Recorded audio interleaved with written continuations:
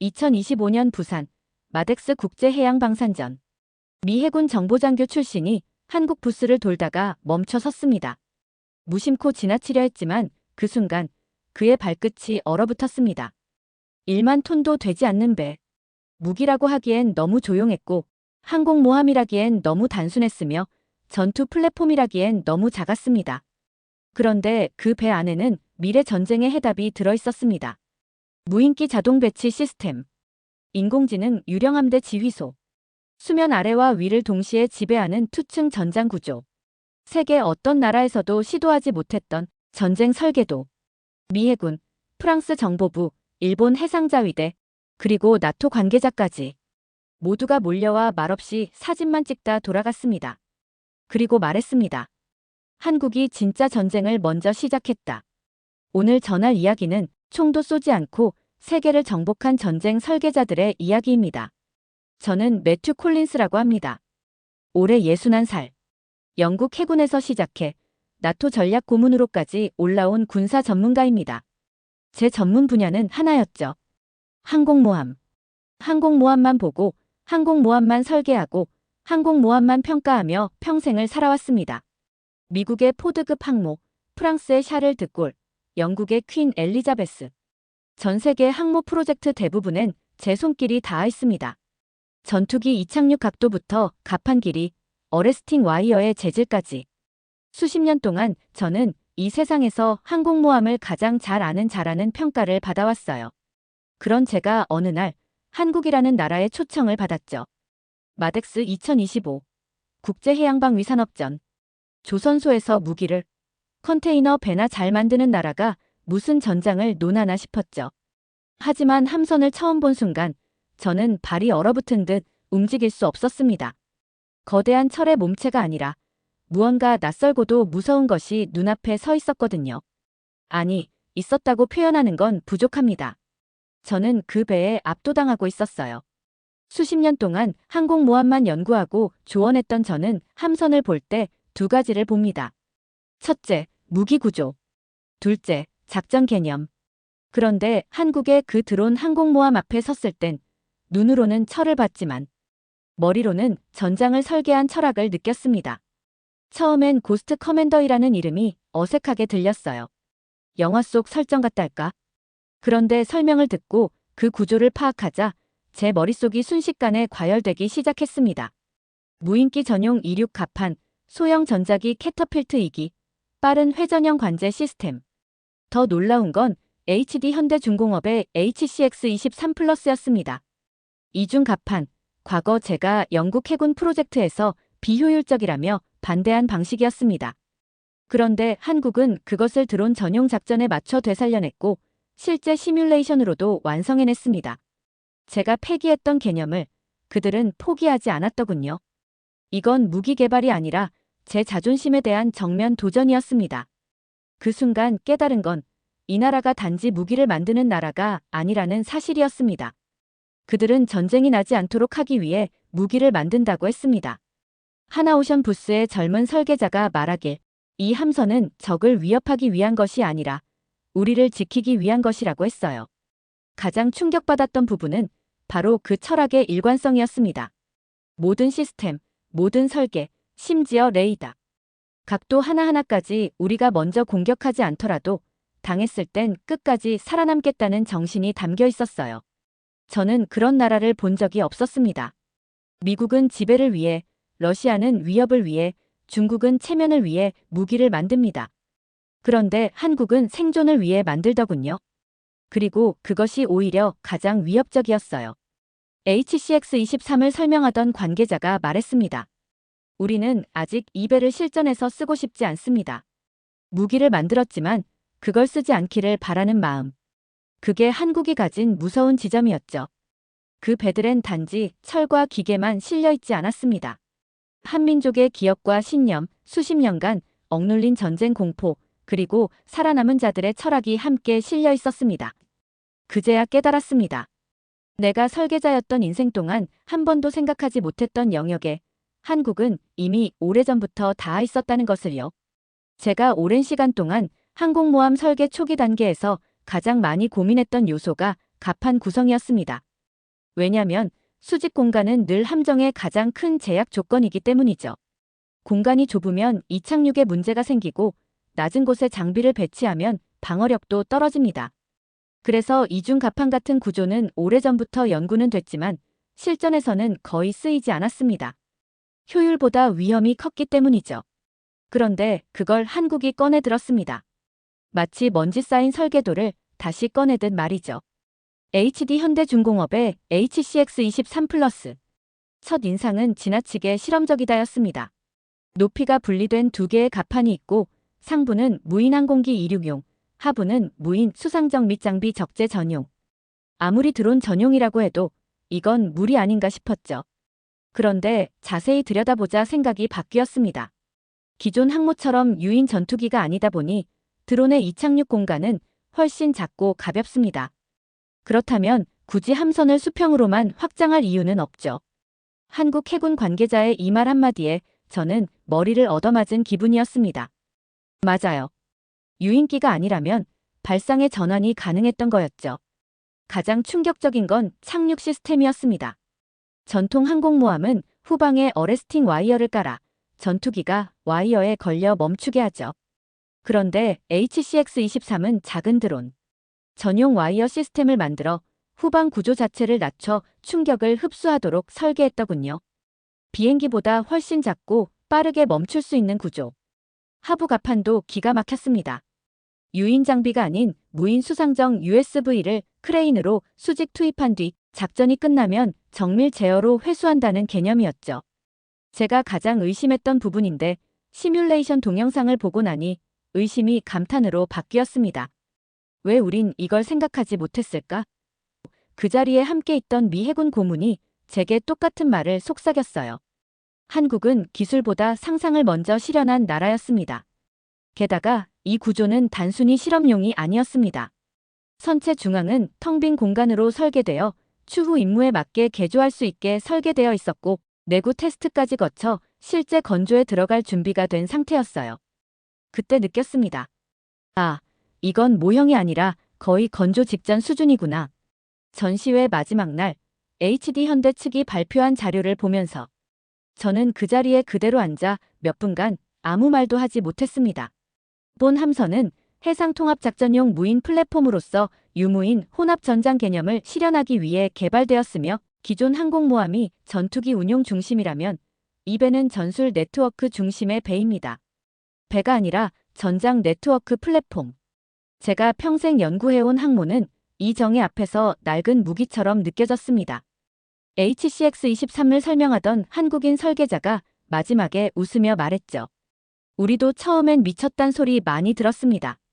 그런데 하나씩 해보니까 진짜 되더라고요. 저는 그때 처음으로 그에게 고개를 숙였습니다. 그건 단지 기술자에게 보내는 예의가 아니라 개념 설계의 승자에게 바치는 경이었어요. 그날 이후 제 노트북 폴더 속 이중갑판 폐기안을 삭제했습니다. 다시 쓰기 위해서요. 그건 한국이 제게 준 두 번째 가르침이었습니다. 포기한 건 실패가 아니라 내가 상상하지 못했던 것일 수도 있다는 사실. 영국 해군 시절 갑판 설계팀에서 이중갑판 개념을 세 차례나 연구한 적이 있었습니다. 하지만 항상 같은 결론에 도달했었죠.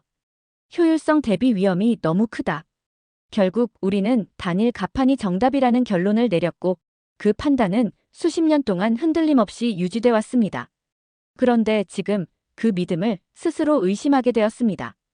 한국은 저희가 포기했던 질문을 다시 꺼내들었고 그에 대한 답을 직접 만들어냈습니다. 무엇보다 놀라게 한 건 이들이 기술에만 의존하지 않았다는 점이었어요. HCX23의 설계도 곳곳엔 현장 경험이 녹아 있었습니다. 이 구조는 해상 상황에서의 흔들림을 최소화하기 위해 배면 충격 흡수 설계가 들어가 있습니다. 이 무인 수상정 경납고는 폭우 속에서도 수동 회수 작업이 가능하게 설계했습니다. 이건 책상 위에서 만든 게 아니었어요. 바다 위에서 살아본 자들이 만든 배였죠. 우리는 전쟁에서 승리하기 위해 기술을 만들었지만 이들은 전쟁을 막기 위해 기술을 발전시켰더군요. 우리가 먼저 싸우진 않지만 절대 지지 않는다는 정신이 구조 하나하나에 새겨져 있었습니다. 전시 마지막 날 HD 현대 측은 공식 브리핑에서 이렇게 말했습니다. 우리는 이 함선을 기술의 승부가 아니라 기억의 승부로 만들었습니다. 순간 가슴이 뜨거워졌습니다. 기억의 승부라니 그 표현 앞에서 수치와 성능으로는 설명할 수 없는 민족의 존엄이 이 배 안에 담겨 있다는 것을 배웠어요. HCX-23과 고스트 커맨더 1을 두 눈으로 본 뒤 정중히 설계자를 붙잡고 물었습니다. 도대체 이걸 왜 이렇게까지 정밀하게 설계하신 겁니까? 이 정도면 전 세계 그 누구도 따라올 수 없을 수준인데요. 그는 고개를 돌려 조용히 말했습니다. 이 함선은요, 전쟁을 막기 위해 만들어졌습니다. 설명이 이어질수록 그 의미는 더 깊고 더 무겁게 다가왔습니다. 우리는 전쟁을 하고 싶은 나라가 아닙니다. 하지만 전쟁이 날 수밖에 없는 위치에 있습니다. 그는 이렇게 말했어요.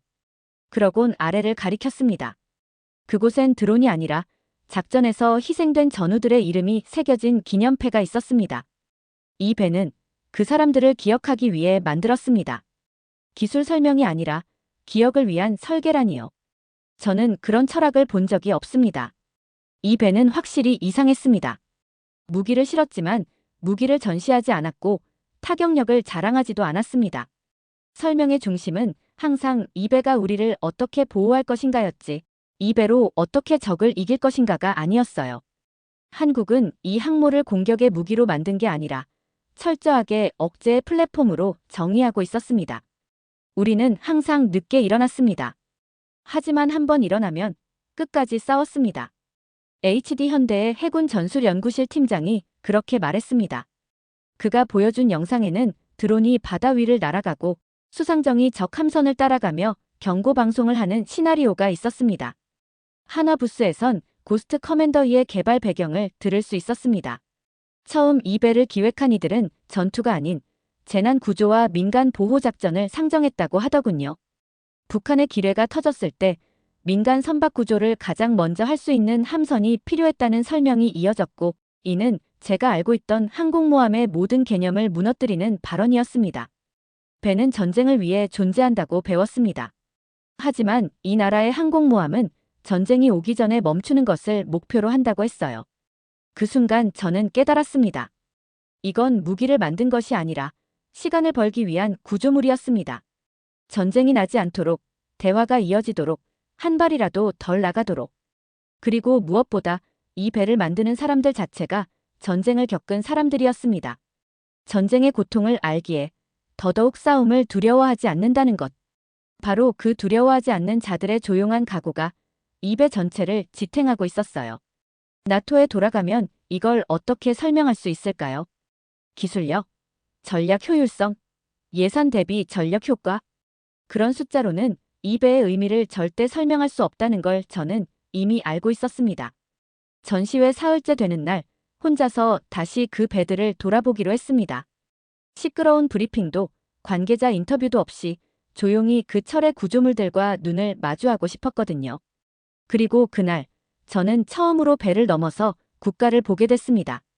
철판 사이, 갑판 위, 부스 아래 곳곳에 한국이라는 이름이 숨겨져 있었어요. 설계도를 아무리 정밀하게 봐도 찾을 수 없는 것들이 있었습니다. 갑판 좌측에 걸린 작은 휘장 하나. 알고 보니 그건 백령도에서 근무 중 순직한 해군 중사의 부대 마크였어요. 옆에 있던 한국군 장교가 조용히 설명해줬습니다. 이 배를 설계할 때 우리 선배들이 떠오르지 않을 수 없었습니다. 그들이 살아있었다면 이런 배를 탔을 겁니다. 그 말을 듣는 순간 등줄기가 서늘해졌습니다. 저는 기술만 봐왔지 기억을 품은 배는 본 적이 없었거든요. 유럽의 항공모함은 철과 연료, 무기와 알고리즘으로 만들어집니다. 하지만 한국의 드론 항모는 그 위에 사람을 올려놓고 있었습니다. 사람의 기억, 공동체의 상처, 그리고 끝내 지키겠다는 의지까지요. 고스트 커맨더 2의 통제센터에 들어갔을 때 더 이상 군사 장비를 보는 느낌이 아니었습니다. 그곳은 마치 어떤 성당 같았어요. 조용했고 엄숙했습니다. 엔지니어 한 명이 모니터를 바라보며 작은 목소리로 말했어요. 이 화면은 적을 추적하는 게 아니라 우리 시민이 위험에 빠졌을 때 구조 신호를 먼저 잡는 용도입니다. HD 현대 측도 마찬가지였습니다. HCX-23의 데이터 시스템을 보여주면서 관계자는 말했죠. 이 함선은 총알을 쏘는 것보다 신호를 보내는데 더 많은 시간을 씁니다. 전장에서 신호. 그건 우리가 항상 무시해온 개념이었습니다. 그런데 이 나라에선 그 신호 하나로 생명이 오가고 위기가 막힌다고 믿고 있었습니다. 기억에 남는 장면이 하나 더 있습니다. 갑판 및 정비 공간에 있던 선반 위 작은 포스트잇 하나가 붙어 있었어요. 이 함선은 내 아들이 자랄 세상을 지키기 위해 만든다. 제작에 참여한 용접공이 붙여둔 메모였다고 합니다. 순간 가슴이 덜컥 내려앉았습니다. 저는 지금까지 배를 설계하며 한 번도 제 아이의 이름을 떠올린 적이 없었거든요. 한국은 무기를 만들면서도 국가를 같이 만들고 있었습니다. 그건 유럽이 절대 흉내 낼 수 없는 것이었죠. 왜냐하면 저희는 전쟁을 전략으로만 배웠지만 한국은 전쟁을 운명으로 견뎌낸 나라였으니까요. 이 함선들 위엔 탄약 대신 이름이 실려 있었고 화염 대신 기억이 자라고 있었으며 승리 대신 살아남는 것이 우선되는 철학이 깃들어 있었습니다. 제가 처음으로 항공모함이라는 단어를 연구하게 된 건 1986년. 영국 해군 설계실에 막 배속되었을 때였습니다. 그때는 모두가 미국을 따라가던 시절이었죠. 우리는 미국이 도입하면 따랐었고 미국이 폐기하면 이유도 묻지 않고 함께 접었습니다. 드론 전용 항공모함도 마찬가지였습니다. 2000년대 초반 미국이 한때 검토했던 무인운용 함정을 비용 문제로 포기했을 때 우리 유럽도 당연히 접었습니다. 저도 그렇게 배웠고 저도 그렇게 조언해왔습니다. 드론이 전장을 지배하는 시대가 오려면 최소 30년은 더 필요하다. 제 입으로 수없이 말했던 예측이었죠. 그런데 2025년 한국이 그 버려진 개념을 꺼내 들었습니다. 그리고 실현시켰습니다. 기술력만의 문제가 아니었습니다. 끝까지 놓지 않는 정신이 문제였습니다. HCX-23, 고스트 커맨더 2. 두 모델은 각각 다른 철학을 기반으로 만들어졌지만 공통점이 하나 있었죠. 그건 바로 포기하지 않는 설계였습니다. 고스트 커맨더 2는 유럽 기준으로 보면 과하다고 할 수 있습니다.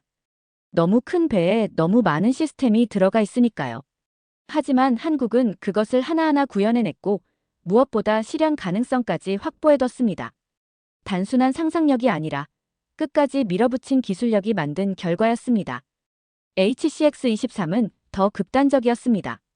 기존 항모 구조에서 효율성 문제로 폐기됐던 이중갑판, 드론 전용 착함, 케이블, 무인정 전용 회수 시스템까지 모두 한때는 세계가 무시했던 개념들이었어요. 그런데 그걸 한국은 버리지 않았고 오히려 새로운 방식으로 갈고 닦아 전 세계에 내놓을 정도의 품질로 끌어올렸습니다. 저는 그 배를 보면서 자꾸만 머릿속에 떠오르던 말이 하나 있었습니다. 이 나라는 도대체 실패라는 걸 언제 받아들입니까? 보통의 나라들은 일정 단계에서 현실과 타협합니다. 예산이 없으면 접고 기술이 부족하면 바꾸고 환경이 안 되면 미뤄둡니다. 그런데 한국은 달랐습니다. 끝까지 붙잡고 있었습니다. 심지어 세상이 관심을 꺼버린 기술조차도 말이죠. 그리고 그 순간 깨달았습니다. 이게 바로 한국이 빠르다는 진짜 의미라는 걸요. 사람들은 흔히 한국을 기술 속도가 빠른 나라라고 하죠. 생산 속도, 반응 속도, 회복 속도. 하지만 실제로 가까이에서 본 한국은 속도가 빠른 게 아니라 포기하지 않는 시간이 긴 나라였습니다. 다른 나라가 단념하고 돌아설 때 한국은 그 자리에 남아 있었습니다. 그게 결국 결과를 바꾸는 원동력이 되었던 겁니다. 마치 그런 느낌이었어요. 유럽은 똑똑해서 계산이 빠르지만 한국은 끈질겨서 결국 완성을 해내는 느낌. 계획은 우리가 먼저 했지만 결과는 그들이 먼저 만들어낸다는 현실. 그리고 그건 기술력의 문제가 아니라 결국 국민성의 문제였습니다. 실패를 두려워하지 않고 반복을 두려워하지 않고 외면당하는 것조차 감수하며 끝까지 붙잡는 힘. 그것이 설계실에서 나온 것이 아니라 이 나라 사람들의 뿌리 깊은 기질이라는 걸 느꼈습니다. 후배들에게 말했습니다. 우리가 지금 무시하고 있는 그 아이디어들, 언젠가 한국이 실현시킬 거야. 그 말이 그냥 나온 게 아니었습니다. 그건 한국을 직접 보고 느끼고 무너진 제 자존심 위에서 나온 진심이었습니다. 전시 마지막 날 오후, 다시 HCX-23 앞에 섰습니다. 대부분의 관람객이 빠지고 부스도 슬슬 철수 준비에 들어가는 조용한 시간이었어요. 한산한 분위기 속에서 저는 그 배의 이중 갑판을 바라봤습니다. 처음 봤을 땐 이상하고 도전적으로만 느껴졌던 구조물이 이제는 마치 한 명의 인간처럼 보였어요. 강인하지만 어디 한 구석은 조금은 부서져 있는 그런 느낌이었습니다. 설계도도 아니고 전투 장면도 아닌데 이상하게 감정이 북받쳐 올랐어요. 저는 외교관도 아니고 전장을 누비는 장군도 아닌데 왜 이철의 구조물 앞에서 눈물이 나는 걸까요? 그 이유를 생각해 보려는 찰나 제 뇌리 속에 어떤 장면이 떠올랐습니다. 2010년 런던 국방회의에서 저는 차세대 무기체계 발표자로 나섰습니다. 그때 저의 발표 주제는 향후 20년간은 드론이 해상 전력을 주도하지 못할 것이다였습니다. 저는 확신을 가지고 발표했고 박수도 받았죠. 그런데 지금 2025년 마덱스에서 그 발표를 송두리째 부정당한 겁니다. 그런데 이상한 건 그 무너진 자존심 속에서 묘한 따뜻함이 올라왔다는 겁니다. 배신감도 분노도 아닌 일종의 감사함 같은 감정이었어요. 아, 그래도 누군가는 이걸 해냈구나. 누군가는 결국 이 질문을 끝까지 파고들었구나. 그 순간 제 옆으로 한 무리의 해군 사관생도들이 지나갔습니다. 그중 한 명이 HCX-23을 향해 경례를 올리더군요. 배가 아니라 국가를 향한 경례 같았어요. 그 장면을 잊을 수 없습니다. 어떤 나라가 함선을 이렇게 대하는지 그 깊은 존경이 그 짧은 몸짓 안에 다 담겨 있었어요. 그날 밤 숙소로 돌아와 침대에 누웠을 때 저는 처음으로 이런 생각을 했습니다. 이제는 기술이 아니라 정신을 배워야 할 때구나. 그리고 이어서 이런 생각도요. 나는 오늘 한 나라의 철학에 경례했다. 그동안 저는 수십 개의 무기 프로젝트에 참여했습니다. 최신 미사일, 잠수함, 이지스함, 핵추진 시스템까지. 그런데 그 어떤 무기도 이토록 사람을 울게 만든 적은 없었습니다. 한국의 드론 항모는 기술이 아니라 영혼으로 만들어졌다는 생각이 들었습니다. 지금도 기억나는 건 하나오션 관계자가 했던 말이에요. 우리는 전쟁을 부르지 않지만 전쟁이 올 경우 국민보다 먼저 움직이기 위해 이 배를 만듭니다. 그날 이후 저는 마음속으로 매일 묻고 있습니다. 매튜, 너는 이제 무엇을 설계할 거니? 예전 같았으면 새로운 무기를 말했을 겁니다. 하지만 지금은 다릅니다. 이제 사람을 설계하고 싶습니다. 국가를 지키는 배를 넘어 국민을 울리지 않게 지키는 배. 사람들은 때때로 군사무기를 차갑고 무자비한 것이라 여깁니다. 하지만 한국에서 본 드론 항공모함은 차갑기보단 따뜻했고 무자비하기보단 조용히 감싸는 힘이 있었어요. 한국이라는 나라를 처음 알게 된 건 삼성 때문이었습니다. 기술이 빠르고 반도체가 세계 1위고 카카오라는 앱이 있다는 정도. 그러니까 제가 알던 한국은 어디까지나 기술 선진국이었지 정신 선진국은 아니었어요. 그런데 이번 마덱스를 겪고 나니 그 생각이 완전히 뒤집어졌습니다. 이제 말할 수 있습니다. 한국은 지금 기술보다 정신이 더 강한 나라라고요. 전시회가 끝난 후에도 며칠 동안 정신이 멍했습니다. 돌아가서 보고서 정리를 해야 했지만 키보드에 손이 가지 않았어요. 그 이유는 단순했습니다. 아무리 보고서 양식을 불러와도 이 나라가 보여준 것을 정리할 수 있는 항목이 없었습니다. 결국 새 문서를 열고 이렇게 적었습니다. 한국은 항공모함을 만든 것이 아니라 그들의 국가 철학을 선체에 담았다. 그리고 덧붙였어요. 이 항모는 총을 쏘기 전에 철학으로 적을 제압하는 구조다.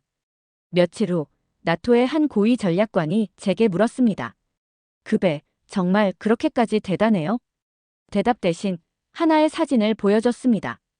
HCX-23 앞에서 고개를 숙이고 경례하던 그 한국 사관생도의 뒷모습이었어요.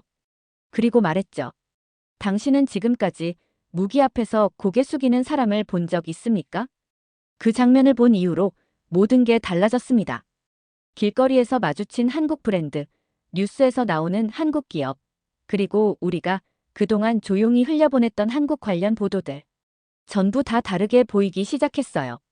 기술과 속도 뒤에 숨어있던 신념과 집념이 이제는 선명하게 보였거든요. 특히 인상 깊었던 건 한국 해군 관계자가 했던 말입니다. 우리는 언제나 늦게 출발했습니다. 하지만 한번 시작하면 누구보다 끝까지 갑니다. 그 말은 한국이라는 나라의 정체성 자체 같았습니다.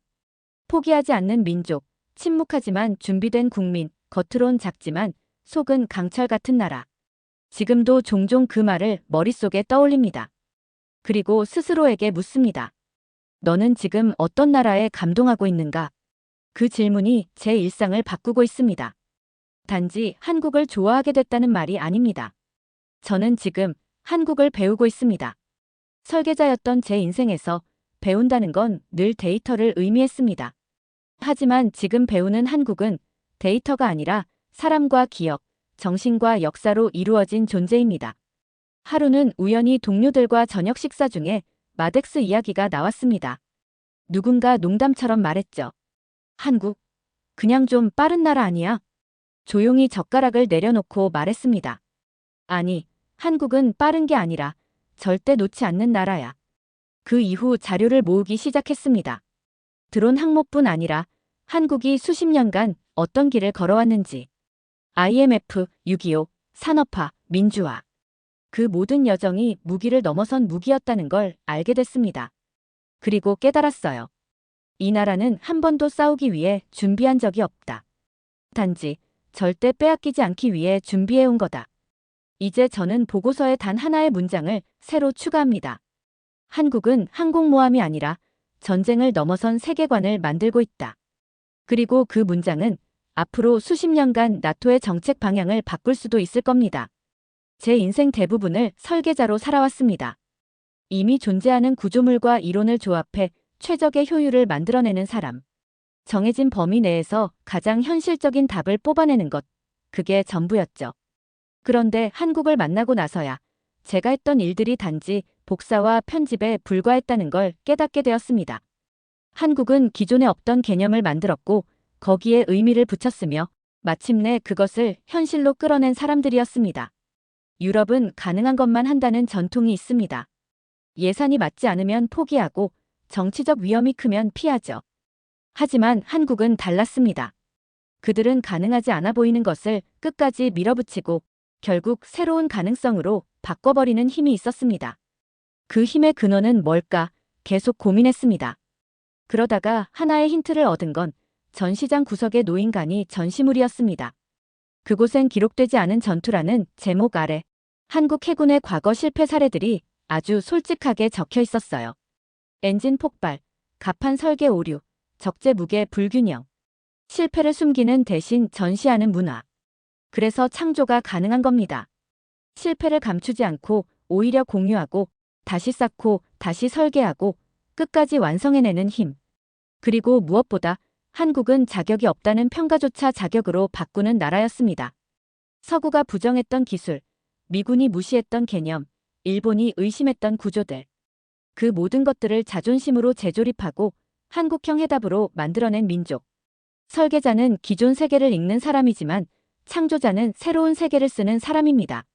한국은 지금 자신만의 언어로 그 세계를 다시 쓰고 있는 중이었습니다.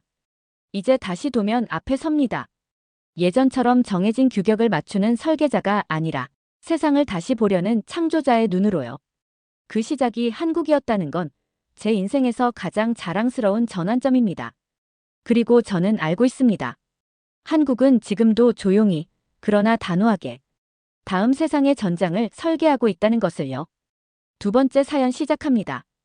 프랑스는 기술만 베꼈고 한국은 정신을 지켰다. 정치도 예산도 시민도. 이 나라에선 절대 포기라는 걸 모른다. 강 하나만 그런 게 아니었다. 이 나라는 나라 자체가 미쳤다. 프랑스 최고 수질 전문가가 무릎을 꿇었습니다. 2024년 파리 올림픽의 상징이 될 뻔했던 생강. 수영 강행. 선수 구토. 전 세계 조롱. 그리고 책임자였던 한 남자의 사임. 생강 복원 실패 후 그는 단 한마디를 남겼습니다. 한국은 미쳤다. 전 세계 그 누구도 따라갈 수 없다. 대체 무슨 사연인지 오늘 사연 바로 시작하겠습니다.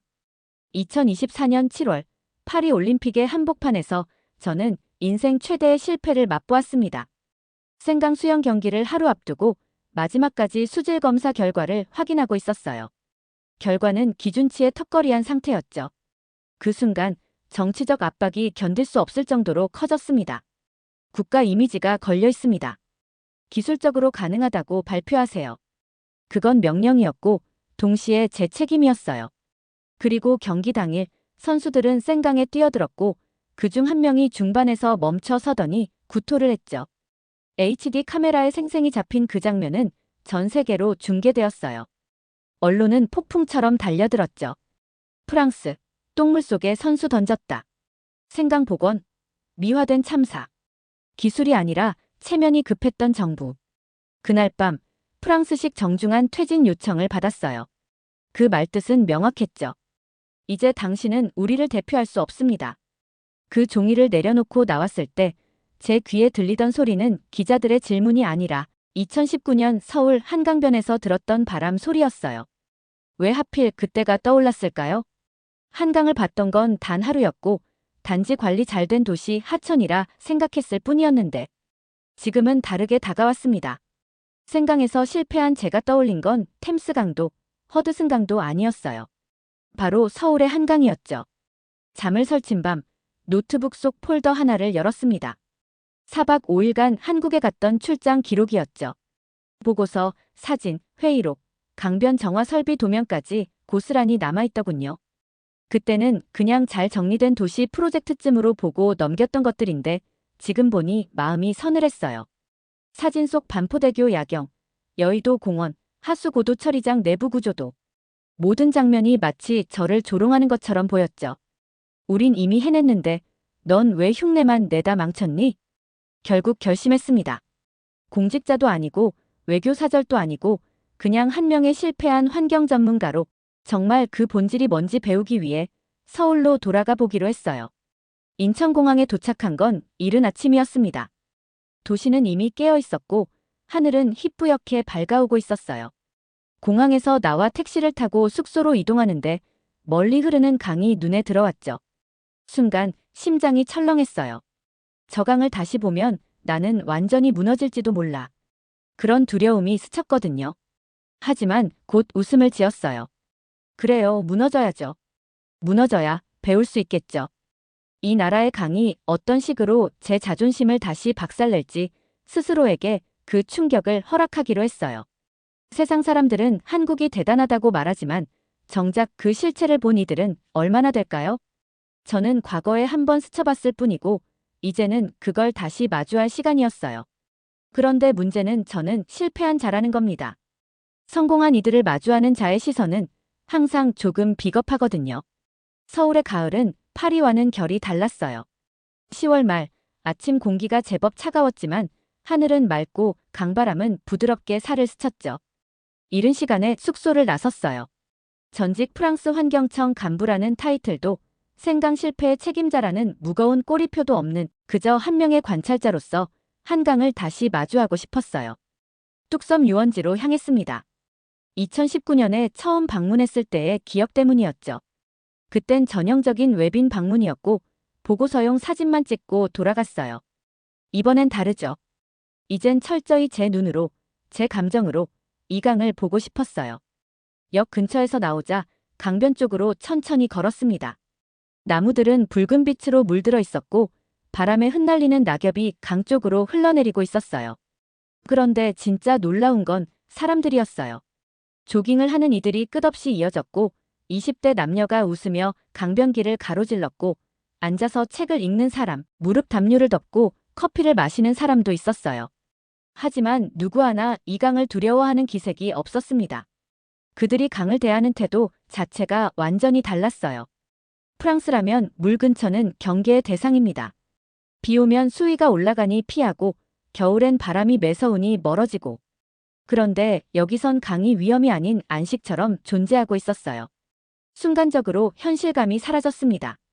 정말 이게 1980년대 후반까지만 해도 똥물이었다고. 그 사실이 다시 떠오르자 저는 멍해졌어요. 지금 제 눈앞의 풍경은 그냥 정화된 게 아니었습니다. 복원조차도 아니었어요.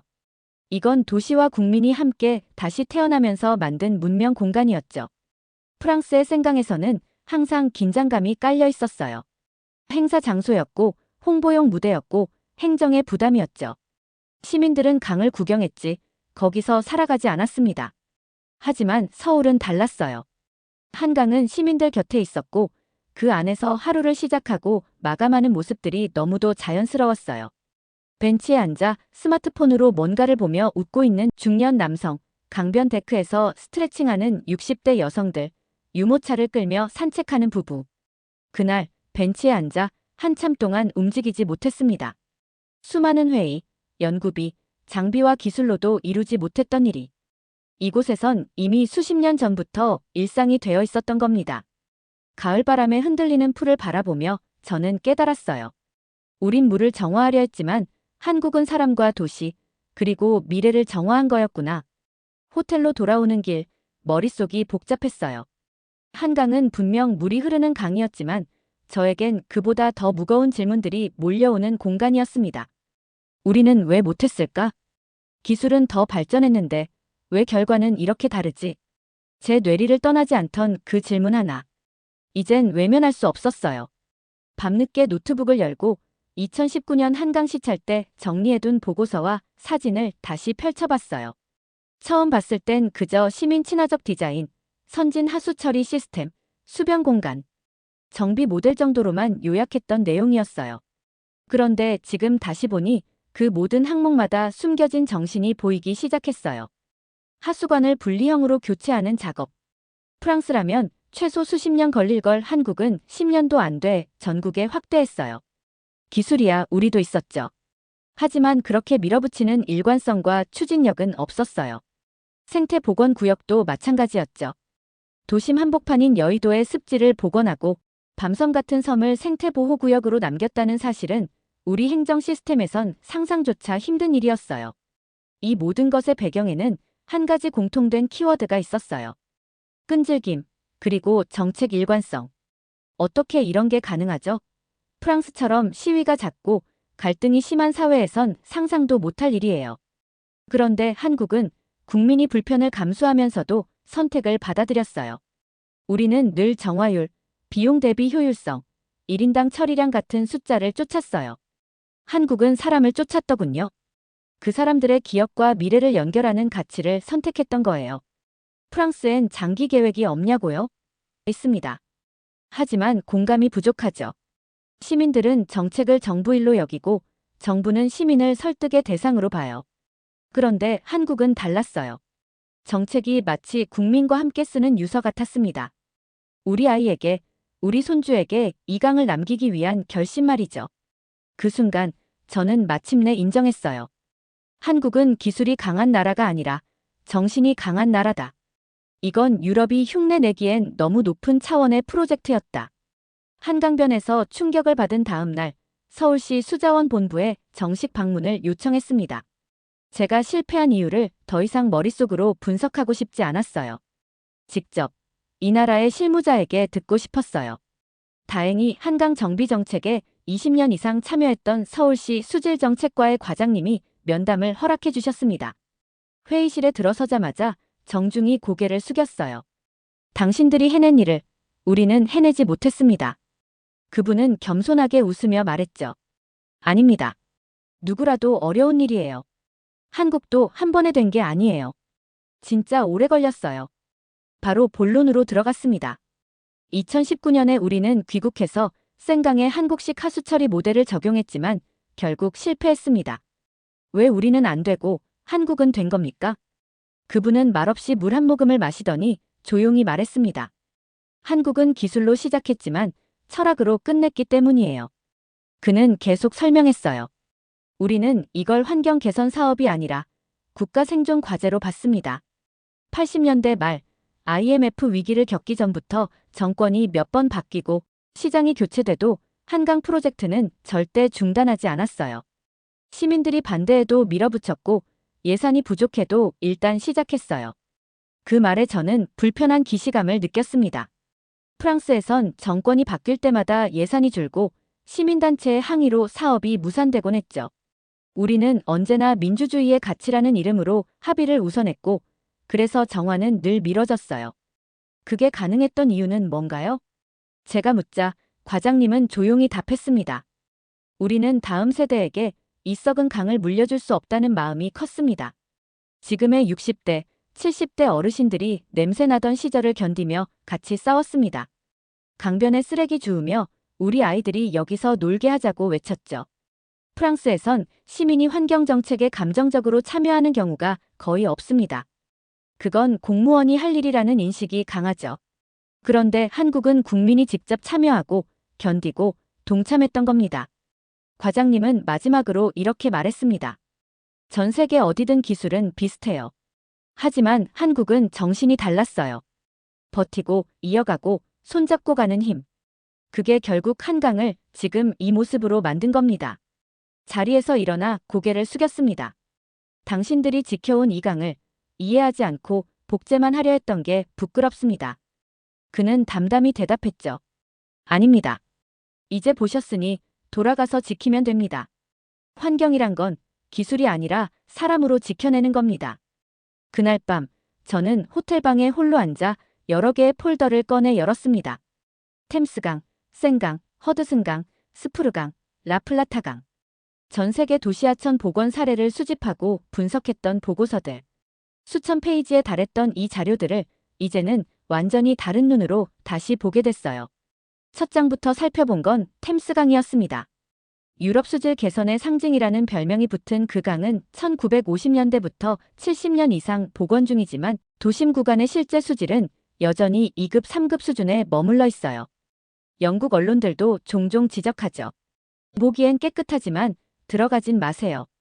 시민 접근은 제한적이고 생태 회복도 여전히 과도기적이에요. 다음은 생강. 말할 것도 없죠. 저 스스로가 담당했던 프로젝트입니다. 수질 지수는 나아졌지만 근본적 구조는 전혀 바뀌지 않았어요. 폭우가 내리면 여전히 하수 넘침이 발생하고 2024년 파리올림픽에서도 수영 가능이라며 무리하게 강행했다가 세계적 조롱거리가 되었죠. 그 다음은 허드슨강.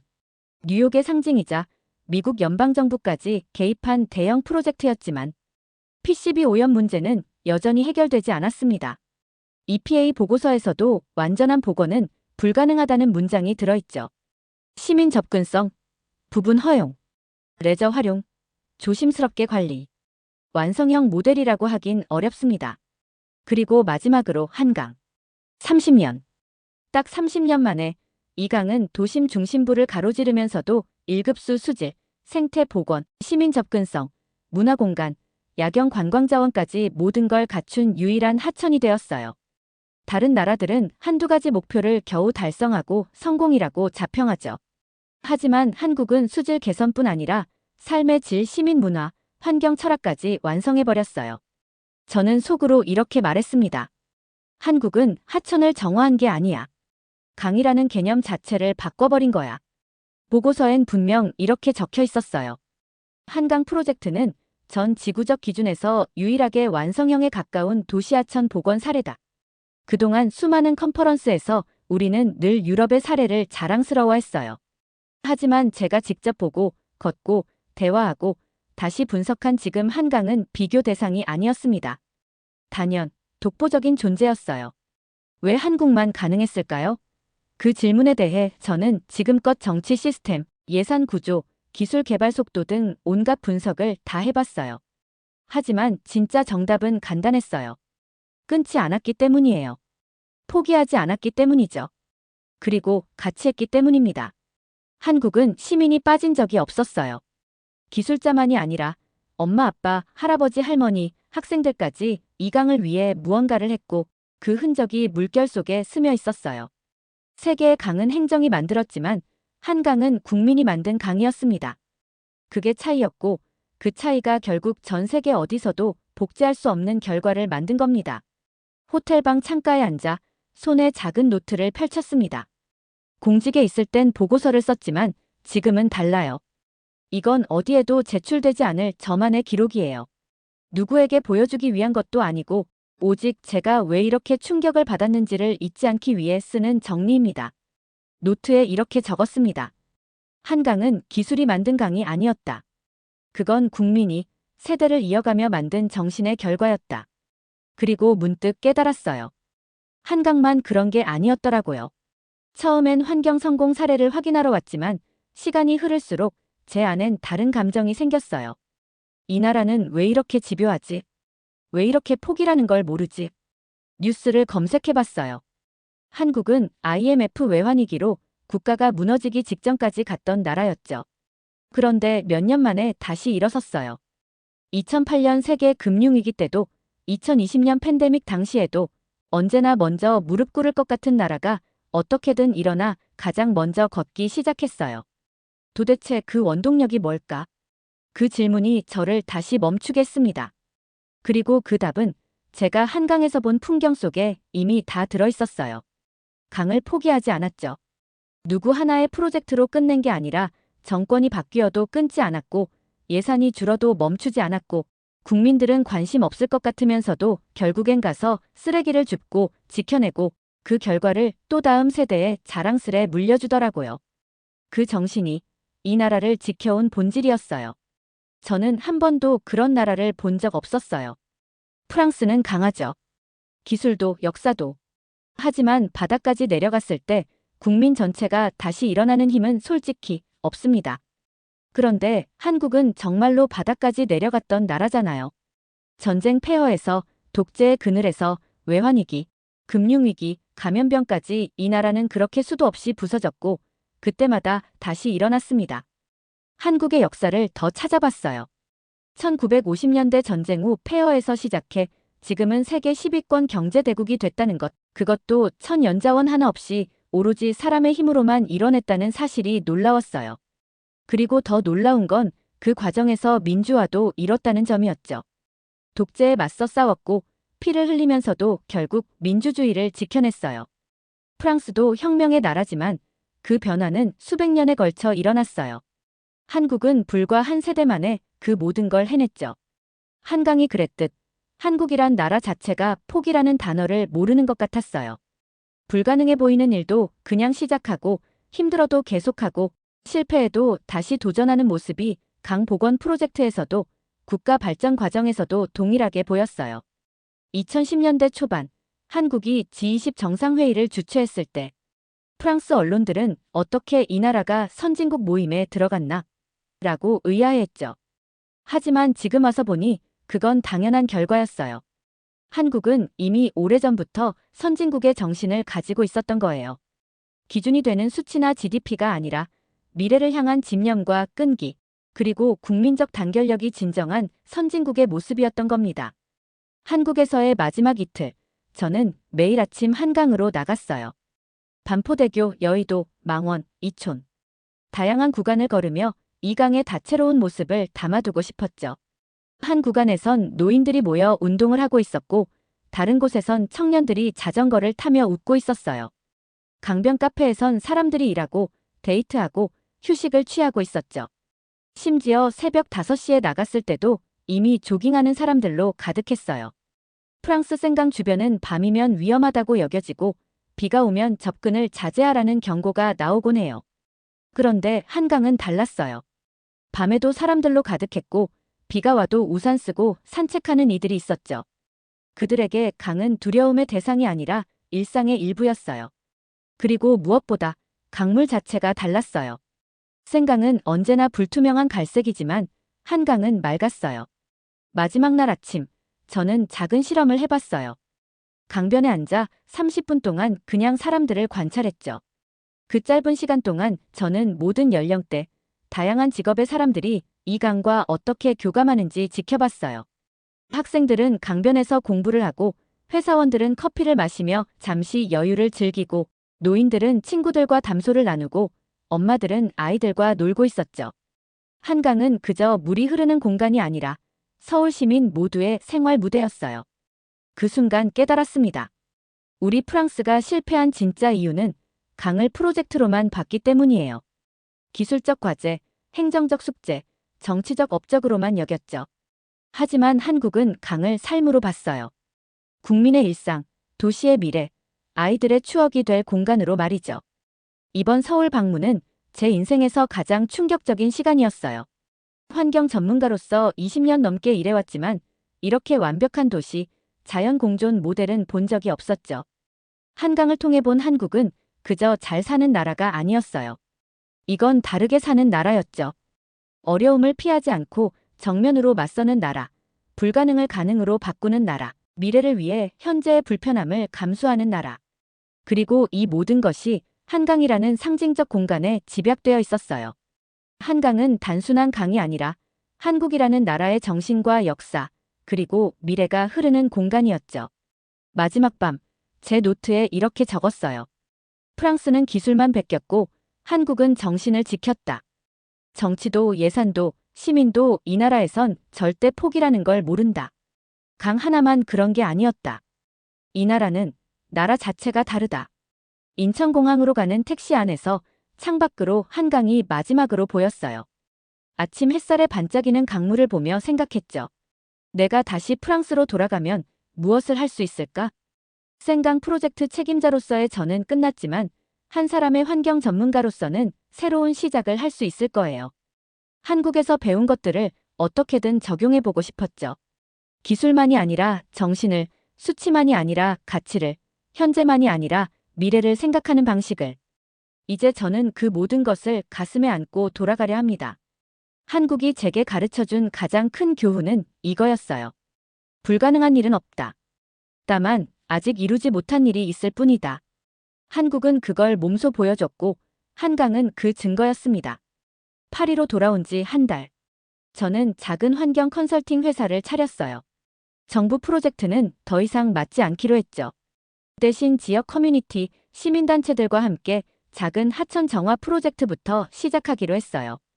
프랑스식 방법으로는 한계가 있다는 걸 이제 알아요. 그래서 한국에서 배운 함께하는 방식을 적용해 보려고 해요. 기술보다 사람을, 단기 성과보다 장기 비전을, 수치보다 가치를 우선하는 방식으로요. 언론에서 연락이 왔을 때 이렇게 말했어요. 전 세계 그 누구도 한국을 따라갈 수 없습니다. 하지만 우리는 배울 수 있습니다. 그들의 정신을, 그들의 끈기를, 그들의 미래를 향한 확고한 의지를요.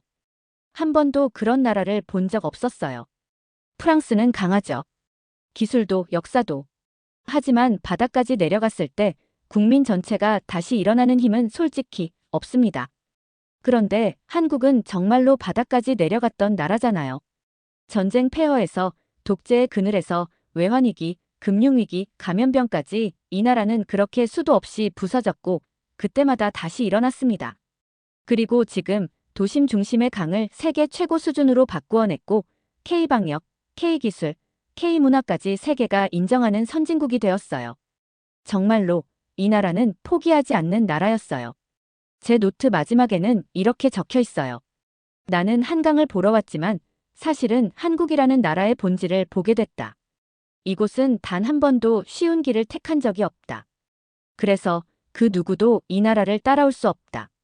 오늘 사연이 재미있으셨다면 구독과 좋아요, 알림 설정까지 부탁드립니다. 더 재미있는 사연으로 돌아오겠습니다. 이상 감동탐험이었습니다.